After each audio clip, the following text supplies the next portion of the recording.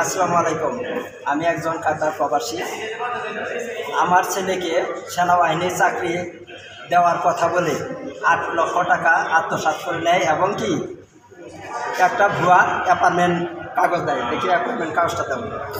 একটা ভুয়া অ্যাপার্টমেন্ট কাগজ দেয়। কাগজ দেওয়ার পরে আপনি মার্চের 2 তারিখে ওর মামা সহ আমরা টাঙ্গাইল কুমিল্লা পাঠানোর জন্য যখন প্রস্তুতি নিচ্ছি। পরে ওর মামা যখন ছেলে আমার আতিকের মামা যখন টাঙ্গাইল আসে, টাঙ্গাইল থেকে কোনোকে রিসিভ করে আতিককে এবং কি ওর মামাকে বলে যে মামা আপনার কষ্টের দরকার নাই, আপনার যাওয়ার দরকার নাই, আমরা 3 তারিখে তো সকাল ভোর 6টায় আতিকের ওখানে অ্যাটেন্ড করতে হবে। এই কথা বলে ওর মামারে বিদায় করে দেয়। বিদায় করে দেওয়ার পরে এই আতিকের রাত 10টায় নিয়ে যাব কুমিল্লা, এই কথা বলে এবং কি হাইওয়ে রোড দিয়ে মোটর সাইকেলটা নিয়ে যাবো, 3 জন তো যাওয়া সম্ভব না, তাই আপনি চলে যান। পরে ওর মামারে বিদায় করে দেয়। বিদায় করে দেওয়ার পরে রাত 10টার সময় আগে ওর মামা তো আতিকের মামা তো বোনের সাথে কথা বলে এবং কি ওর মার সাথে কথা বলে। পরে রাত 10টার পর থেকে ওর সাথে যোগাযোগ বন্ধ। যোগাযোগ বন্ধ হওয়ার পরে তখন ওর মা আতিকের মা ওই কনকের সাথে যোগাযোগ করে। কনকের সাথে যোগাযোগ করলে পরে বলে যে আতিক তো ট্রেনিং অবস্থা, সেনাবাহিনীর বিভিন্ন নিয়ম কানুন, তার জন্য ওই 5 সপ্তাহ কথা বলতে দিবে না। পরে এরকমভাবে প্রায় আতিকের মা ওর সাথে কন্ট্যাক্ট করে, এরকম কথা বলে এবং কি কান্দাকাটি করে। কান্দাকাটি করার পরে যখন ঈদের দিন হয় যে ঈদুল ফিতর, ওই ঈদুল ফিতরের দিন আমি বাড়িতে ফোন করি যে আজকে তো সারা বাংলাদেশে এবং কি সারা বিশ্বে মুসলমানদের জন্য সবার জন্য উন্মুক্ত কথা বলার জন্য, তাহলে আতিকে ফোন দিছে কিনা। তখন বলে যে না, আতিক ফোন দেয় নাই।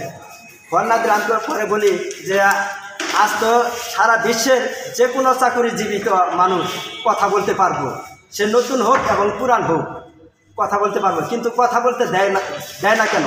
তখন আমার কিছু সন্দেহ হয়।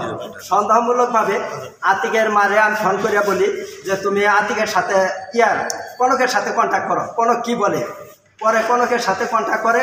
কনক বলে যা আন্টি আমি একটু সমস্যায় আছি, আর একটা জামালপুরের ছেলে নেয়, সেও নিখোঁজ থাকার পরে আমাদেরকে বলল যে আপনারা একটা দিন সময় দেন, আমি আতিকের সাথে কথা বলায় দিব এবং কি আপনারা যদি যান সাক্ষাৎ করায় দিব।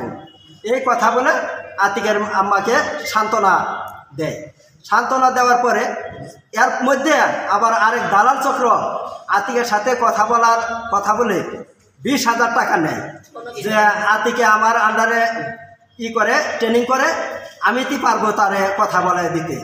পরে এই কথা বলে আবার 20,000 টাকা নেয়, 40,000 টাকা দাবি করে। 40,000 টাকার মধ্যে পরে আতিকের মা 20,000 টাকা কন্ট্যাক্ট করে, পরে 20,000 টাকাই বিকাশে পাঠানোর পর সাথেই তারপরে তার মোবাইলটা বন্ধ হওয়ার পরে আবার তারপরে কনকে যোগাযোগ করে। কনক যোগাযোগ করে সেরা আতিকের মার কাছ থেকে প্রায় 1.5 লক্ষ টাকা ধার হিসাবে নেয়।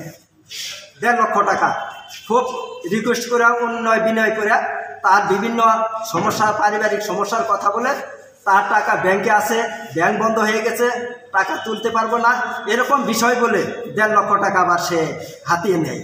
নেওয়ার পরে যখন আরও ঈদের 2 দিন গেল, তখন কনকের আমরা শুধু ছেলের সাথে কথা বলার জন্য আমরা কন্ট্যাক্ট করি।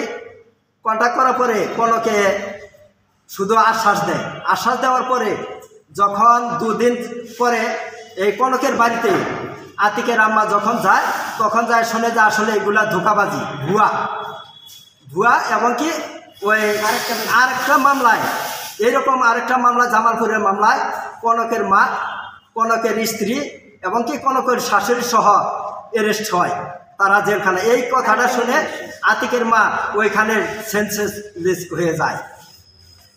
এইরকম এই হলো ঘটনা। পরে আমরা ওইখান থেকে যখন করি, সর্বমোট কত টাকা নিছে 8 জনের কাছ থেকে, মানে 3 জনের অ্যাপার্টমেন্ট দিয়ে এবং কি 3 জনের জয়েন্টের কথা বলে, ট্রেনিংয়ের কথা বলে 3 জনকে নিয়ে নিখোঁজ করে। এদের কোনো হদিস পাওয়া যায় না। আরও যে 5 জন তাদের শুধু টাকা নিছে এবং কি অ্যাপার্টমেন্ট দিছে। তাদের ন্যায় নাই। তাদের ন্যায় নাই। এখন কি চাচ্ছেন?